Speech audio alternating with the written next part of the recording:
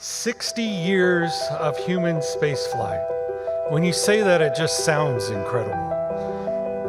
Starting from Alan Shepard's first 15-minute Mercury flight, through Gemini, through Apollo and the lunar landings, through Skylab, Apollo Soyuz, 135 space shuttle flights, Shuttle Mir, ISS, and the commercial crew program, one element and one challenge has always been the same, and that's the human.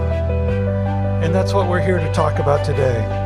How do we take care of that person? How do we ensure their health, performance, and their very survival in the harshest of all environments, especially when they are operating vehicles that are uniquely designed to both support and protect.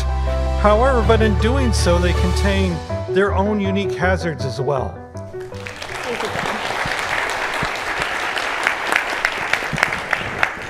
Thank you, John.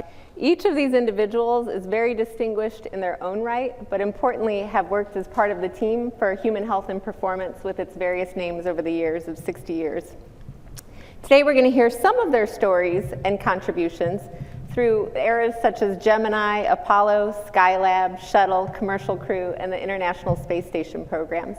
And then we'll hear how different perspectives from both operations, research, and engineering have contributed to where we are today and a look forward towards the future. So let's get this conversation started. Bill, it is such a privilege to have you with us today. Absolute privilege for you to be at NASA Johnson Space Center today. There were so many unknowns sending humans into space during Mercury, Gemini, and Apollo eras.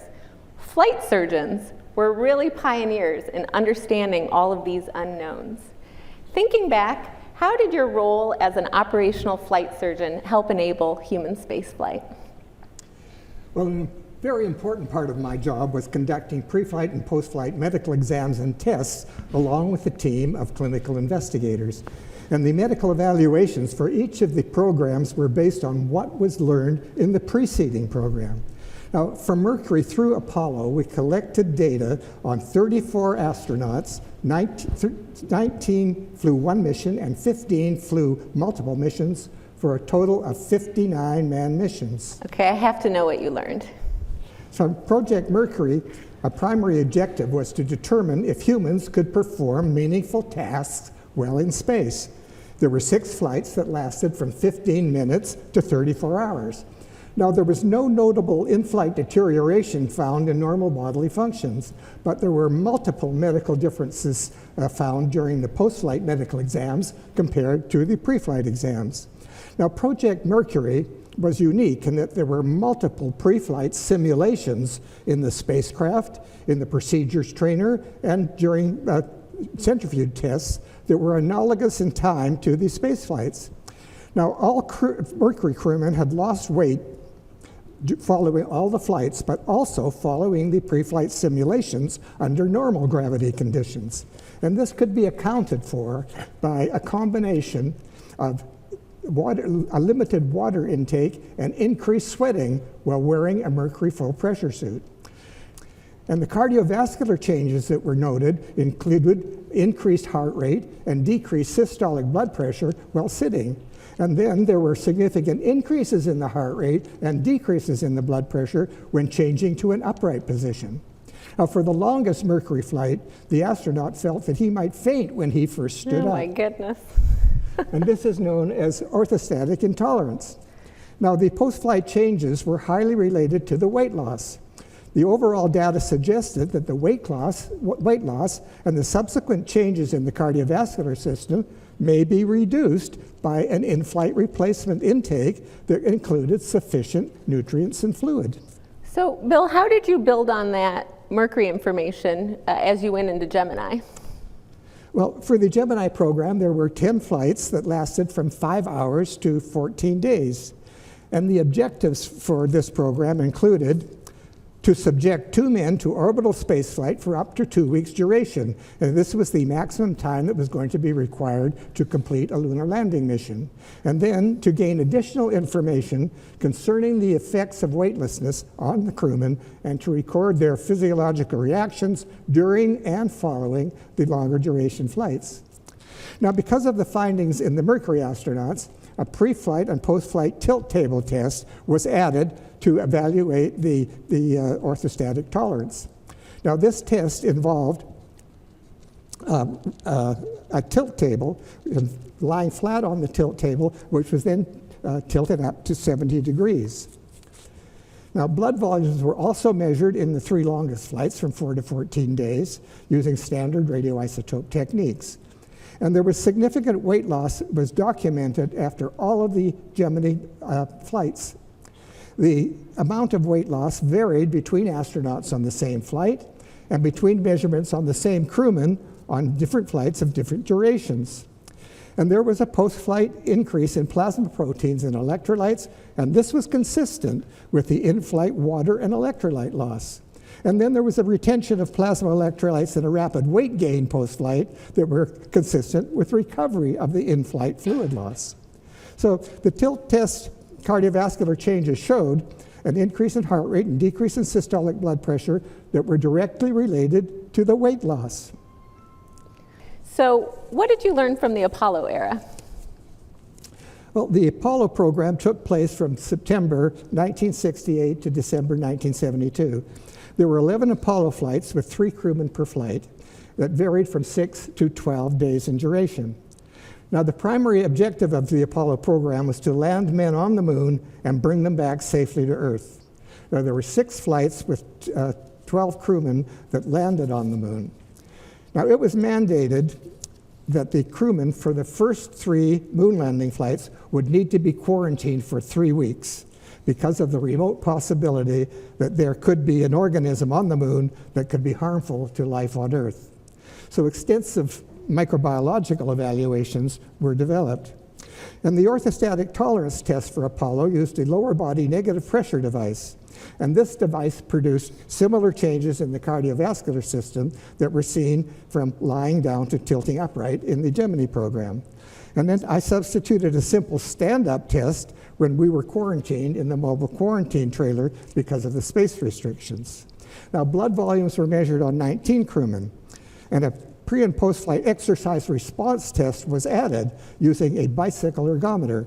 And heart rate, blood pressure, workload, and oxygen consumption were recorded at multiple levels. And this data also provided important information for monitoring the crew when they were performing work tasks on the moon. It's so important that we learn from that early Apollo data as to keep us moving forward, particularly as we look to our Artemis and Mars missions. The results of your integration can have implications for our private astronaut missions that we assist with now, as well as going back to the moon. So thank you for working on that.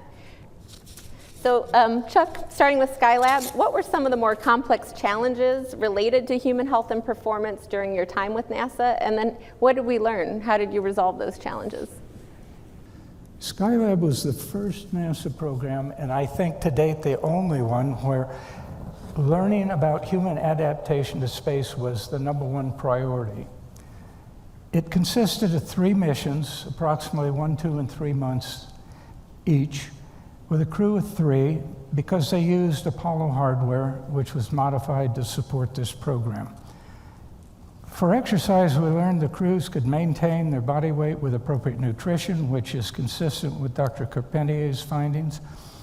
We found crewmen could maintain and actually improve aerobic capacity given adequate exercise time and appropriate equipment. The cycloergometer was the primary exercise device, both for medical experiment M171 and for the crew in their personal exercise. As we went through the program, we flew additional pieces of equipment that were different ways of doing strength exercise as opposed to aerobic exercise. The good thing, too, about Skylab is medical privacy was not restricted. There was not the Privacy Act of 1974 because it hadn't been created. So we were able to openly plot each week's results and to sit there with the flight surgeons and with management and to discuss things in detail. And I think that was really important. And for years afterwards, it was difficult to do that. The Apollo-Soyuz test project came along in 1975. Most of you probably heard of it, but it was essentially a political science project in my mind, in that it was the first Russian-NASA collaboration on human spaceflight. The NASA commander was Tom Stafford, and post-flight, he led a working group with his Russian counterpart, Dr. Ushakov, that paved the way for NASA participation on the Mir station in the mid-90s, and actually Russian partnership on ISS. At the same time, most of you wouldn't know this, but the Russians had a biosatellite program. It was called Cosmos. And they opened it to US participation. And the first mission was in 1975. And my friend Ken Souza at NASA Ames Research Center led this activity that flew animal and plant experiments on 30-day missions on Russian biosatellites. The space shuttle came along after many years of patient waiting by most of us. And its challenge was that it landed like a high-speed glider. You got one pass at it and you had to be on target. This provided unique challenges for the pilots, particularly after the deconditioning of spaceflight. When flights were resumed following recovery from the Challenger accident, there were concerns about increasing flight durations from less than 7 days to approximately 18 days. And this led to creation of the Extended Duration Orbiter Medical Project, which ran from approximately 1989 to 95. EDOMP had the objective of safely increasing the shuttle flight duration, as I mentioned. We came up with some unique concepts that helped the crews in terms of being able to access them quickly after flight. One of the group had an idea to buy some of these commercial transport vehicles that were used at a few airports around the country and to modify it, which we did. We had one at Edwards and we had one at Kennedy, and we called them crew transport vehicles. But what we did is strip out all the seating and put in 7 big couches, one for each crewman, plus a separate medical examination area, where if there were something that had to be done critically, it could be done quickly and privately. I think quite a lot was accomplished in the 5 years of EDOMP. We had more than 30 hardware items developed and evaluated during that period. Many were prototypes of what eventually flew on space station.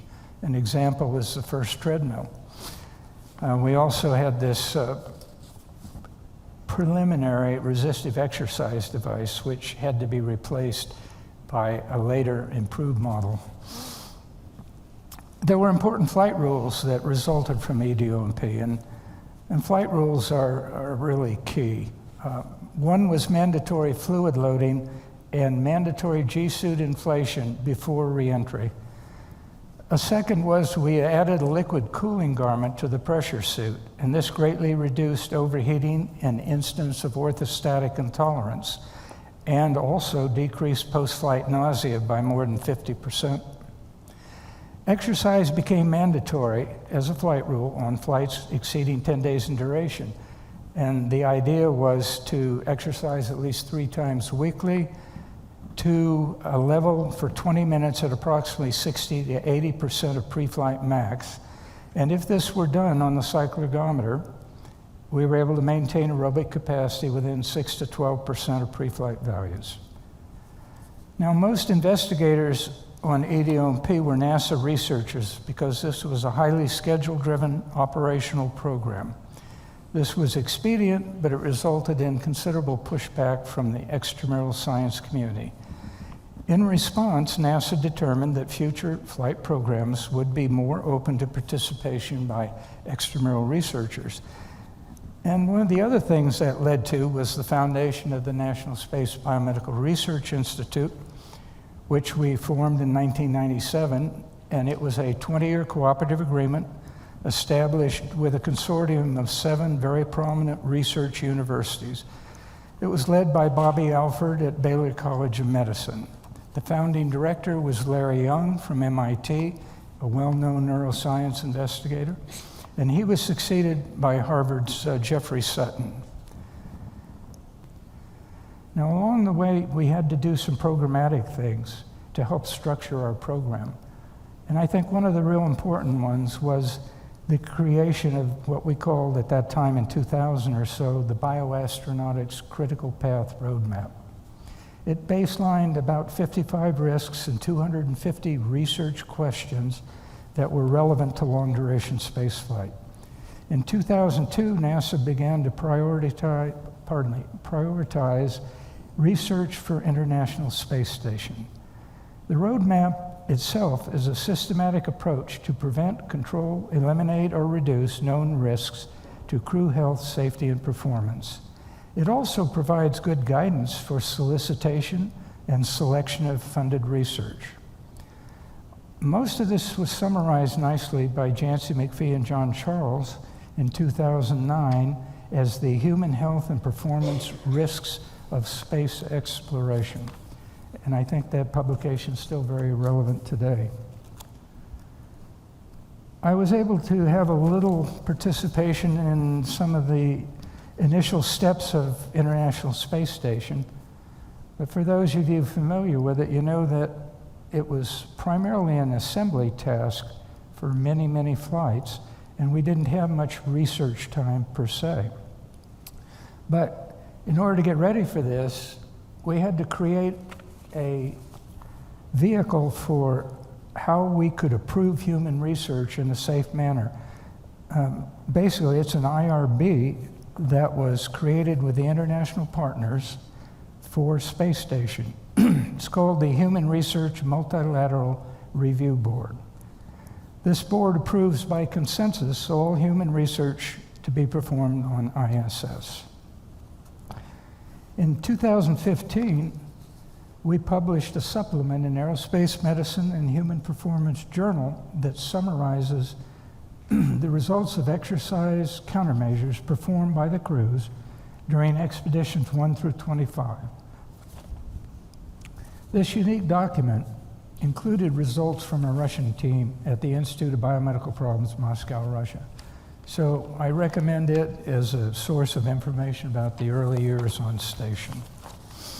Yeah, Chuck, thank you for sharing. And what I really like about listening to both Bill and you together is you can really see the evolution of complete unknowns. What's going to happen when someone comes out of this capsule, right? To starting to understand the problem, look at the challenges, and then also move towards countermeasures. So what interventions can we do to enable human spaceflight, particularly as we go to longer missions, particularly as we're like pushing what becomes the frontiers of human exploration. Dr. Joe Durbay, you are a current operational flight surgeon. And what I'd love to hear about is some of your experiences in both countermeasure development with different partners, as well as research operations working together, both in historical programs as well as our current programs. Well, one in particular that we're very proud of from a life science community is the development of safe operational EVA pre-breathe protocols. These protocols are developed so that when crew members like Dr. Lindgren perform an EVA, they are in the safest postures they can to mitigate the risk of decompression sickness. All of us have approximately 1 liter of nitrogen in our systems, and as that gas could potentially evolve with pressure differentials, that could lead to things such as the bends that you've heard of with scuba divers. So we work to develop the scientific approach as to how we would physiologically get that gas out using some exercise and other aspects, but it is not a protocol that is developed strictly on a scientific realm. We have to work closely with the engineers, the suit technicians, the flight directors, and the crew to make sure that it's operationally relevant, that we can hit a certain timeline and keep them as safe as we can. And we've been very successful in that. It's probably been, in my estimate, one of the greatest gifts life sciences has been able to give to the ISS program, that we've developed 3 pre-breathe protocols. We have not had an account of decompression illness, and we've been able to build this, the station in a very nice way.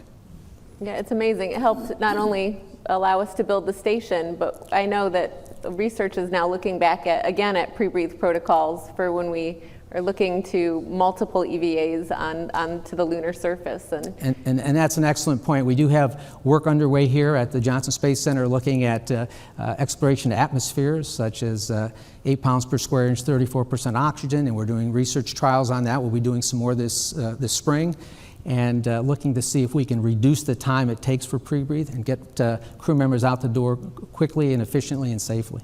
Yeah. I'd like to hear any additional contributions you can think of that really stood out to you. Well, one thing we are tremendously proud of in the flight surgeon community is our support of the crew members. Learning from Dr. Carpentia's era throughout all the flight surgeons over the years, we've tried to develop the best relationship we can with the crew members, working closely with the behavioral health team, the crew support office to ensure that the crew members are taken care of, that their families are supported well. We typically are assigned to a mission a year and a half or so before. We work with the crew to ensure their training is going well, not only their medical training, supporting their simulations, attending some of their training at the Neutral Buoyancy Lab, and trying to develop that relationship that they trust us and that they can speak with us when they're on orbit. We communicate with them during a weekly private medical conference to discuss all aspects of their sleep, their circadian rhythm, their performance, their overall medical care and their exercise, and really try to work to maximize their health and performance. And Joe, thank you for sharing about some of the medical support. We also have Dr. Al Holland, who leads the Behavioral Health and Performance Operational Group, and can tell us about some of the countermeasures that have been developed for behavioral health and performance, including the differences and changes over time with astronaut selection.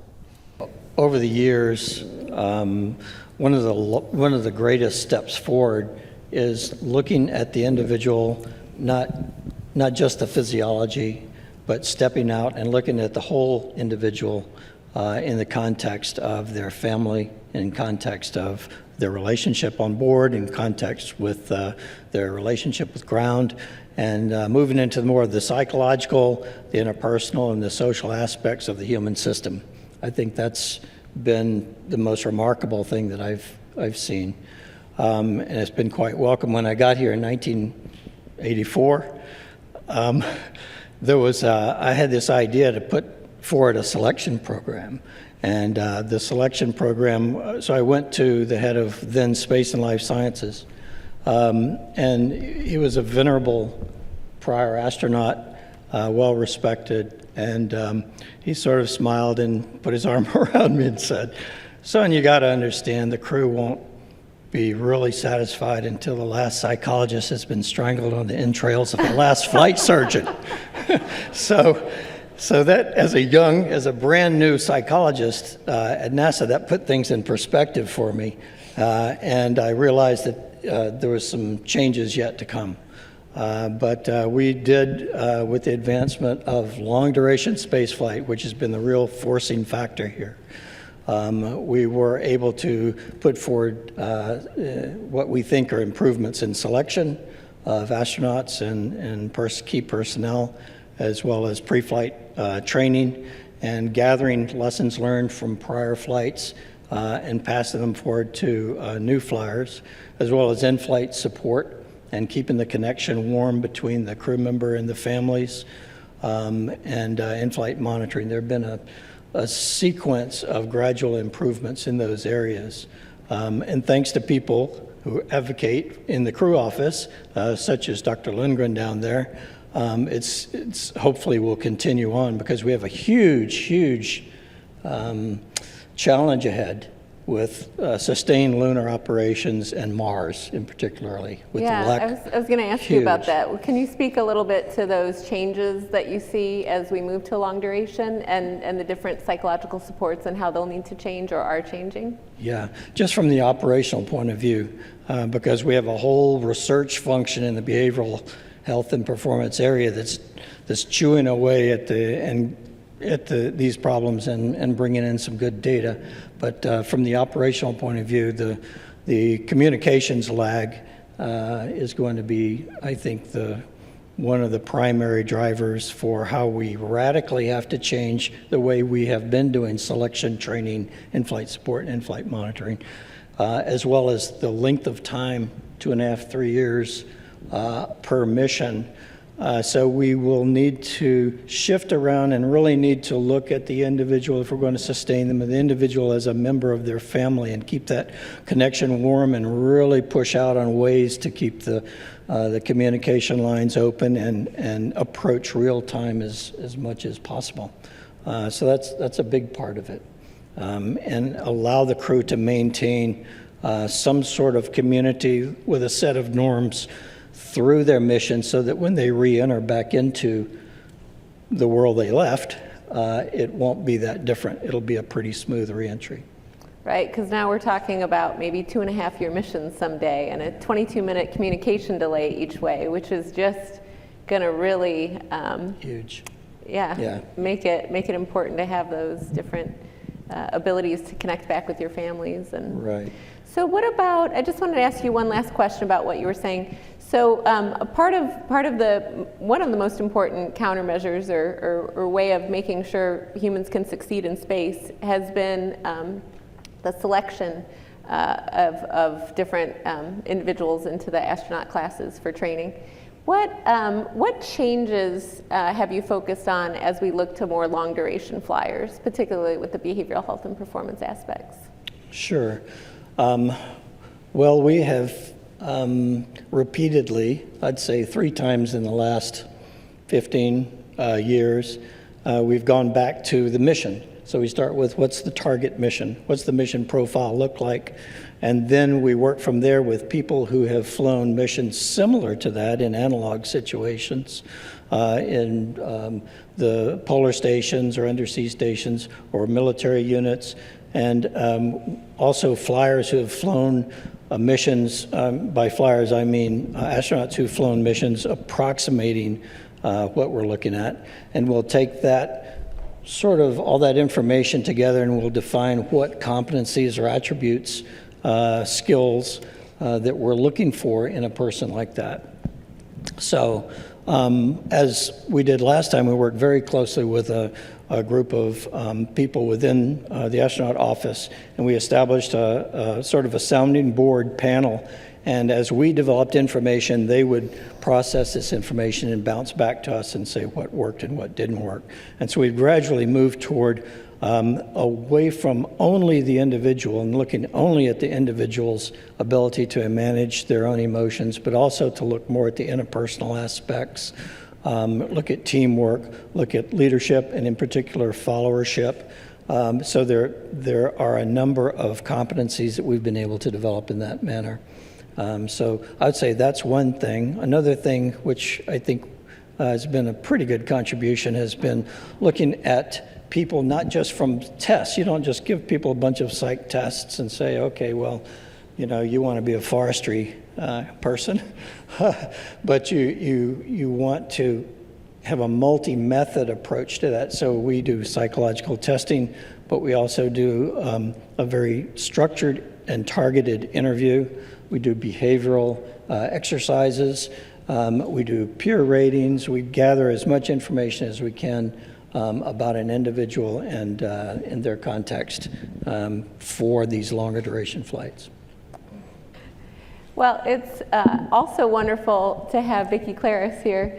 You are just a fascinating person to talk to because you were the food manager for the shuttle and the ISS. And oftentimes, even when I go do outreach at schools talking about my own research, I always bring sample astronaut food so that the kids can experience, you know, what it might be like to be an astronaut someday. Can you tell us about some of the contributions with the food program that you managed and kind of the different challenges that evolved over time?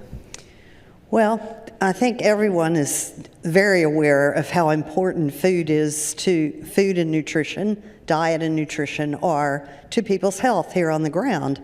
And it's no different in space, and you have heard much of the data that's been discussed here has been relative to maintaining caloric intake, preventing weight loss because of the negative effects that has.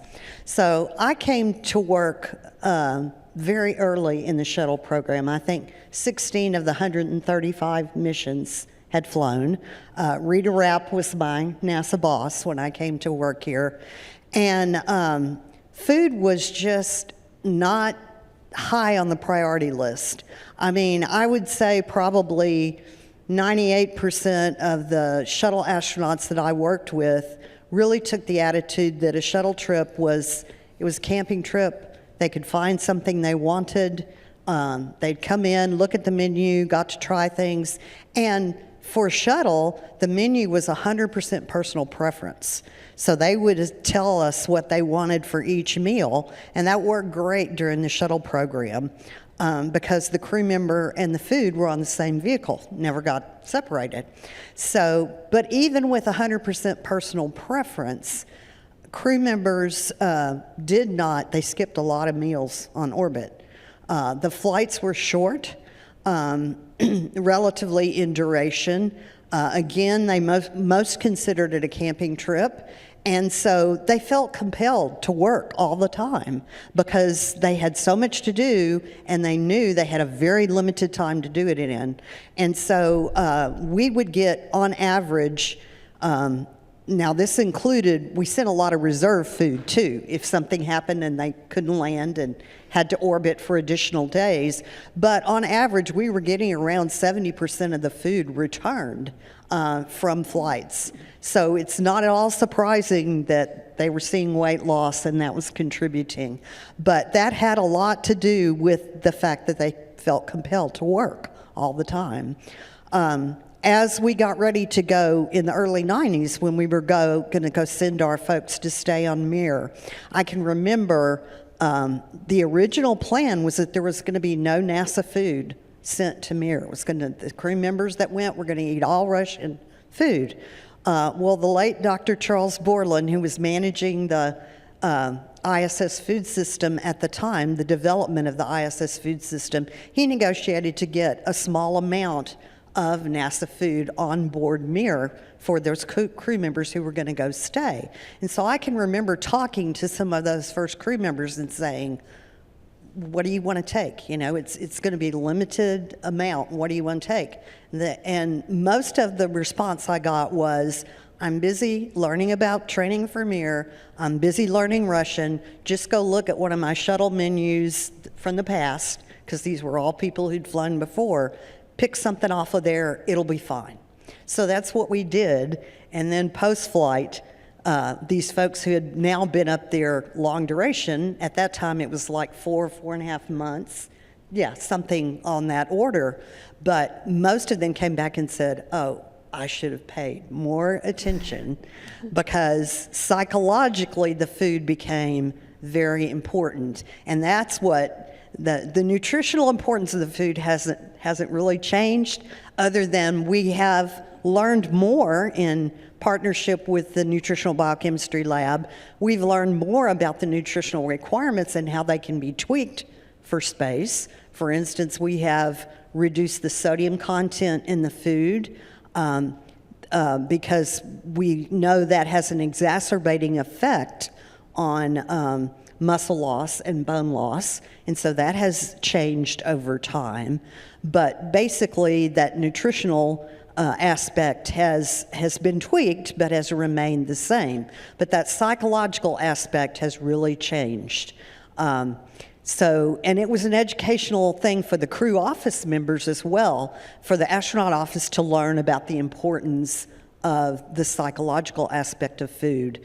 We tried to continue the 100% personal preference menu into the space station era, and it was a disaster because we could not guarantee that the food that the crew member had selected would get there, all of it would get there at the appropriate time, because it was going on cargo vehicles, and those cargo vehicles would slip. And so it became a big psychological issue. We would hear in post-flight, you promised me the food that I requested, and part of the time I was up there, I had to eat somebody else's food, and they had terrible tasting food.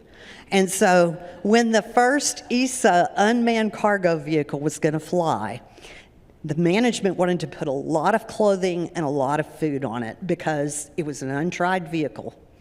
And it kept slipping. The launch date for that kept slipping and slipping. So we knew there was going to be a lot of food on it. ESA wanted it about 9 months in advance of the flight because it had to go to South America to be launched. And so we knew. We had no idea who was going to be on board when that vehicle docked.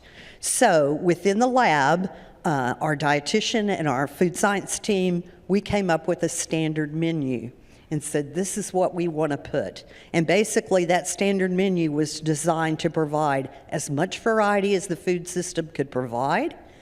The wide variety was the most important thing. And so we presented that to the astronaut office.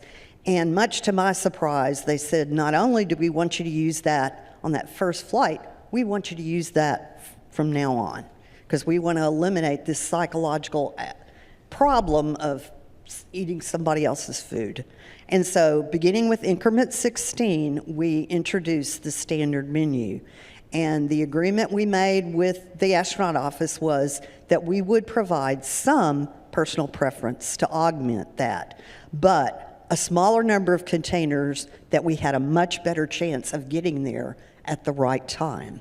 And so now a lot of effort is put in to working with the crew members for their preference containers, because we know psychologically how important that is to have that reminder of home, that personal thing that you like the best in the food system. And Vicki, I can personally confirm that, I think we all recognize the nutritional benefit of the food. Our flight surgeons are constantly hounding our caloric intake to make sure that we're providing enough nutrition to support the exercise that we're doing, that we're not going to lose body weight, that we're supporting our bone health and muscle health.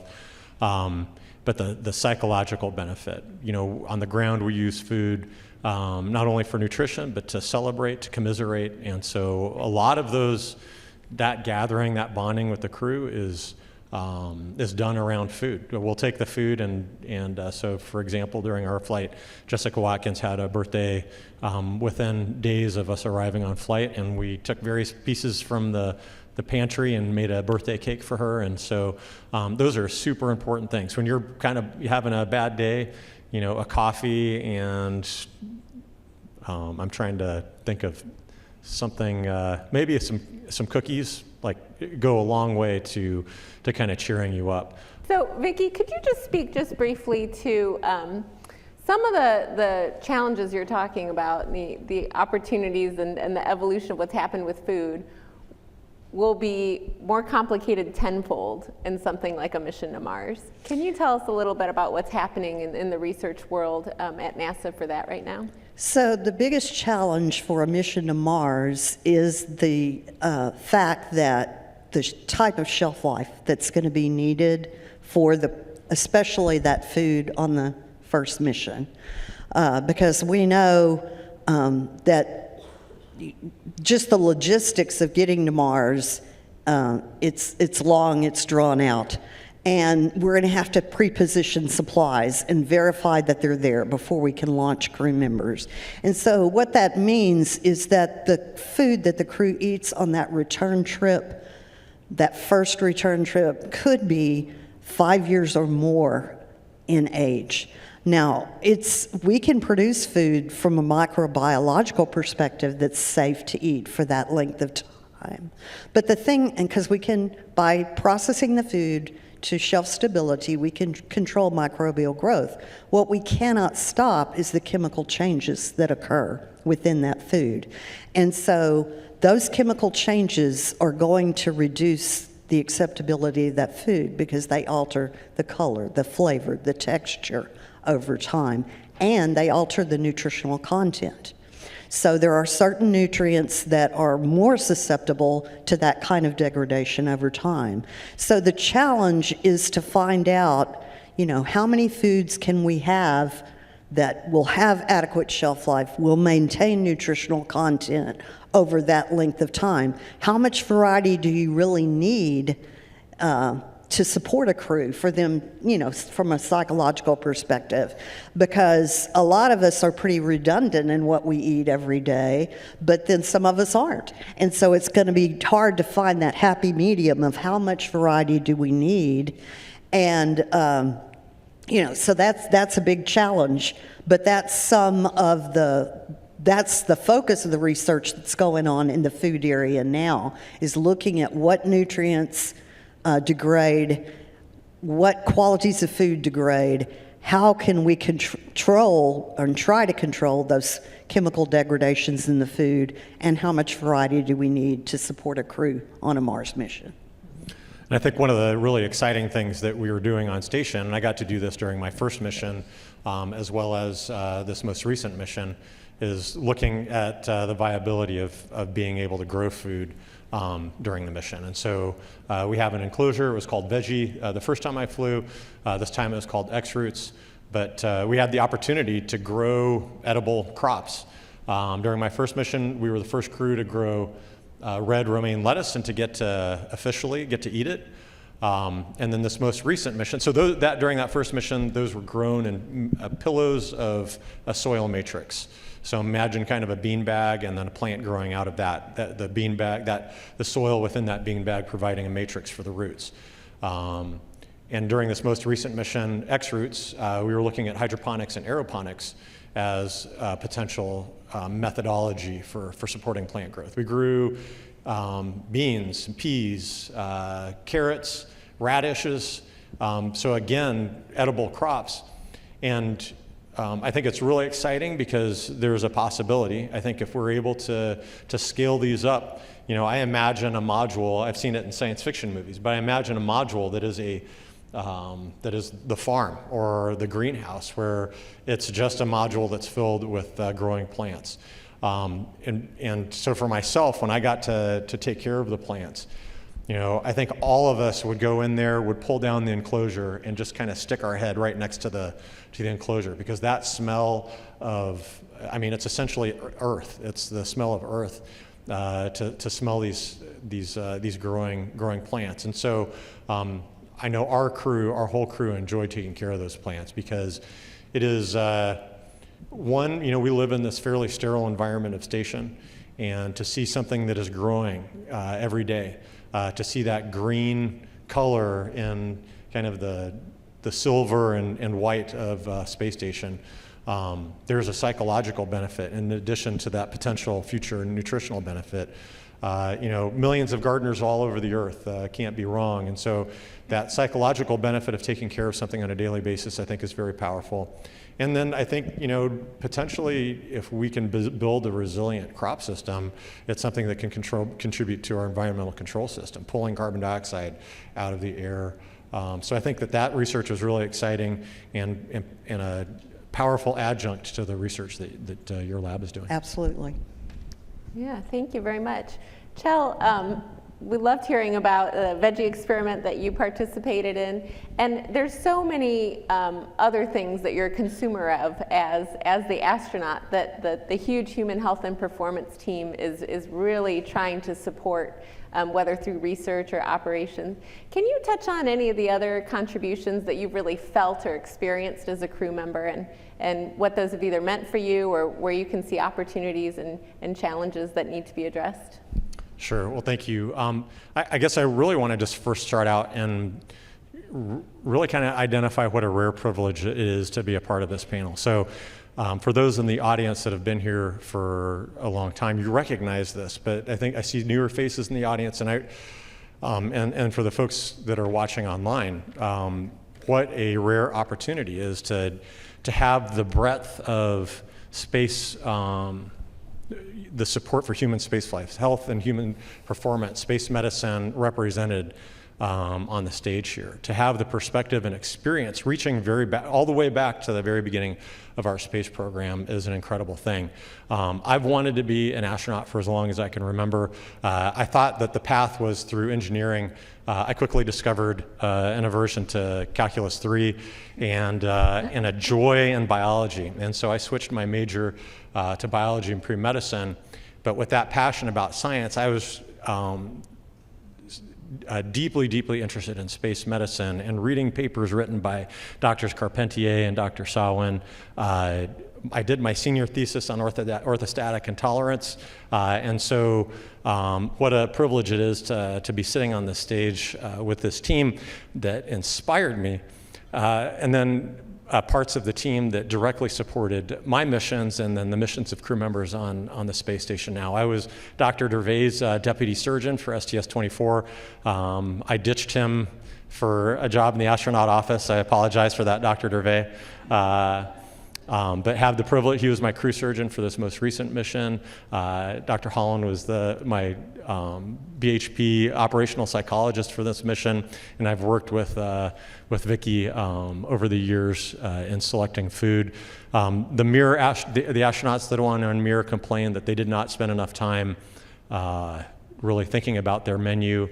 As a veteran astronaut preparing for my second mission, I still did not spend enough time choosing out the very specific things that I wanted in my crew-specific menu. So I just continue to make those mistakes, and it's something that I get to complain about, though. So, but I look at what we're doing on the International Space Station. Over 20 years of continuous human presence in low Earth orbit. So that is an absolutely amazing thing. I think about it as an intricate tapestry that we have created, that we have woven together over those 20 years. And if you look at this panel, you see threads of that tapestry reaching back to individuals on this panel. So when we think about Mercury, Mercury, we were just figuring out, could we survive in space? I remember reading early papers that one of the concerns is, could we swallow in space? Could we drink water and eat food? That was a question. And our Mercury researchers and flight surgeons helped us answer that question. We could survive in space very successfully. And then we went on to ask, can we do valuable work in space? Can we actually get things done? That was what the Gemini program that Dr. Carpentier supported, that was what he was looking at. We had to figure out, could we do the things that we needed to do to get to the moon? Could we do EVA, extravehicular activity, spacewalks, to do repairs, to go outside, to do the exploration on the moon? Could we do rendezvous, bring vehicles together? Specifically for Apollo, could we dock the Apollo capsule ultimately with the lunar module? And so we practiced that during Gemini, bringing the Gemini capsule and docking it with the Agena rockets. Could we fly in formation? Could we rendezvous? Those are all questions. And so when I think about Gemini and long duration experiences, I spent 8 hours in a Soyuz capsule. And it's something that I'll share with people and say, man, this was tough work. Look at what I accomplished. Knees to my chest in a Gemini capsule, or I'm sorry, in a Soyuz for 8 hours. For the last Gemini mission, you had 2 astronauts sitting in the equivalent of the front of a VW Bug for 2 weeks. It is mind-boggling to me that they were able to pull that off. And so I have so many questions for you about that and just the concerns that we had for the astronauts that we're going to try and pull that off. It's incomprehensible to me. But that laid the foundation not only for Apollo, but for 2-week missions on the space shuttle. And then on to Apollo. So those threads of just surviving and doing work in space, doing our first spacewalks, extend to what we do on the space station. And then on to Apollo and the amazing things that we accomplished with Apollo, and then on to Skylab, our very first space station, where we proved that we could match the Russians, that we could do long-duration space flight. With the, I love to say it, SMEAT, the Skylab medical experiments altitude test, to determine could we operate and conduct experiments in that atmosphere, and then with Skylab with long-duration missions. Those were our first long-duration astronauts, and it's lessons from Skylab that we, again, pulled into the space station program. These were the first astronauts to do long-duration mission and to return to Earth deconditioned in a capsule and land on water. I personally benefited from that. I did a long duration mission and returned to Earth in a capsule and landing on water. And all of the concerns that we had with that, how's a deconditioned astronaut going to react to floating on water?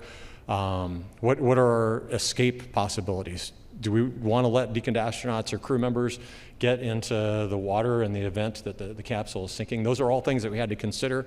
And as a flight surgeon, we actually leaned on the Skylab crew.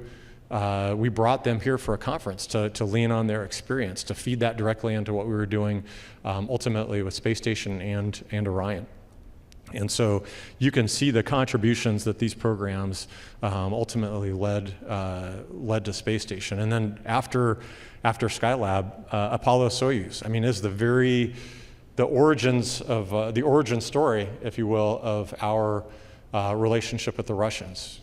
That first kind of crack in the Cold War, in the wall, the beginning of cooperation that has led to what we are doing right now. And what I think is one of the absolute fundamental benefits of the International Space Station program is that international partnership, the cooperation and collaboration that we have with not only the Russians, but with all of our international partners working together for an amazing, peaceful project that is bigger than all of us.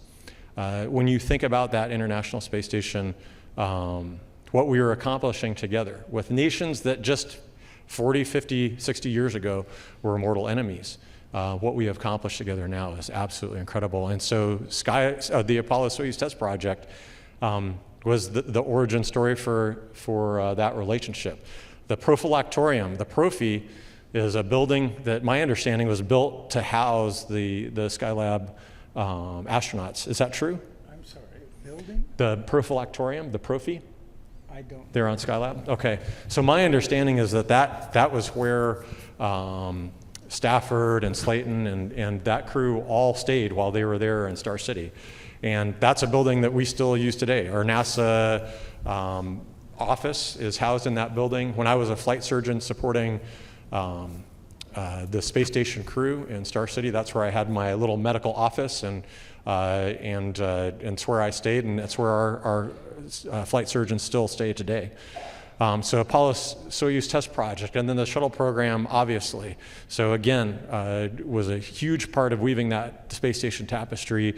It is what built Station. It hauled Station up there, and what an absolutely amazing vehicle it is. We conducted spacewalks from Station. Shuttle crews conducted spacewalks from the Station airlock to construct this absolutely magnificent structure that we now have in space. And then Shuttle Mir, our very first opportunity to put crew members on the Mir, for them to work in that environment, to train with the Russians, and to live and work in that environment as we prepared to undertake Space Station itself as a team. And so, again, an incredible privilege for me, getting to pursue medicine, to find a place in human space flight as a physician, to do a residency down in Galveston in aerospace medicine, and then to have the great fortune to get a job here at NASA as a flight surgeon, following in the footsteps of many of the panelists we have today here today, and then the incredible core of folks that we have still supporting. But then to go on and have the rare opportunity to serve as a crew member. Very grateful for that, and to be a beneficiary of all the incredible work that has been done for that critical element of spaceflight, and that is humans. This is human space flight, and we absolutely could not survive, much less thrive, without the contributions of the folks here on the stage today, of many of you in the audience, and many of you that are watching online. I think sometimes as we think about what we do, we think about the rockets, we think about the technology, the rocket engines, the boosters, all of those things. The hardware is incredibly impressive.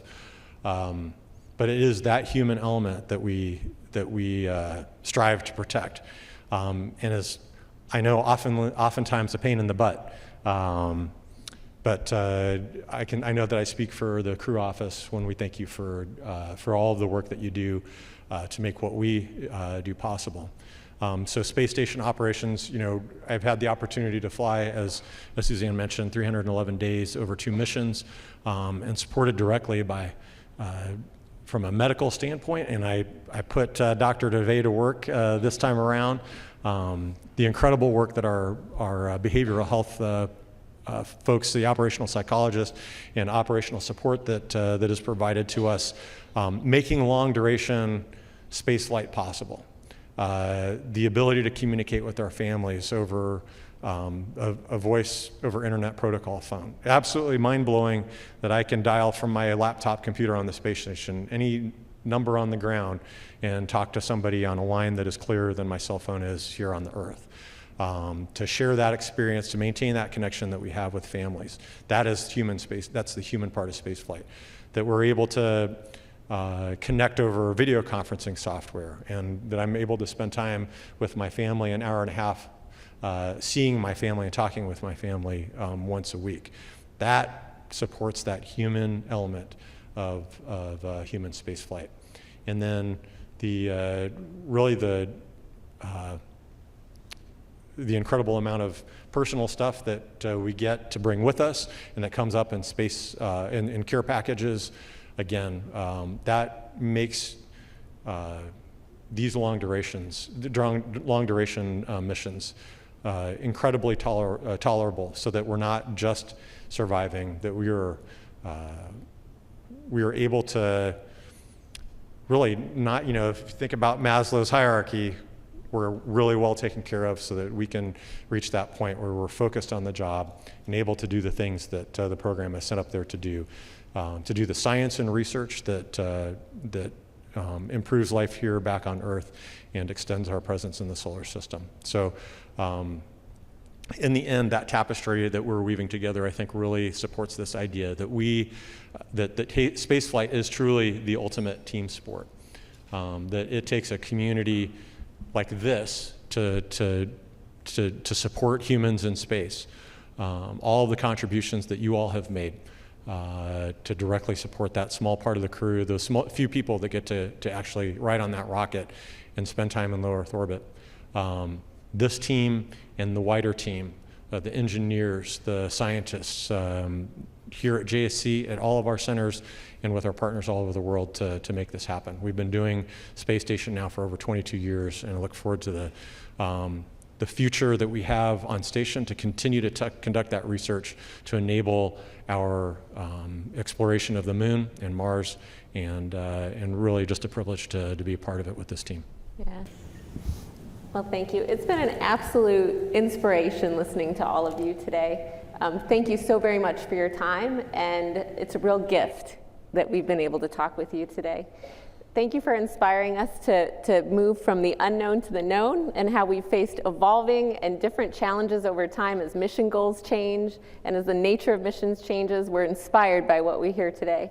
How teamwork, different perspectives and approaches can be used to solving the challenges of human adaptation to spaceflight, and the importance of partnership between research and operations and research, constantly informing one another so that humans can survive and thrive in the extreme conditions of spaceflight. That's going to wrap up our panel for today. And as we close, after closing, if the panelists would like to stay for a little bit of questions and answers from our audience here today. But again, thank you so much for your time today. It's a true gift.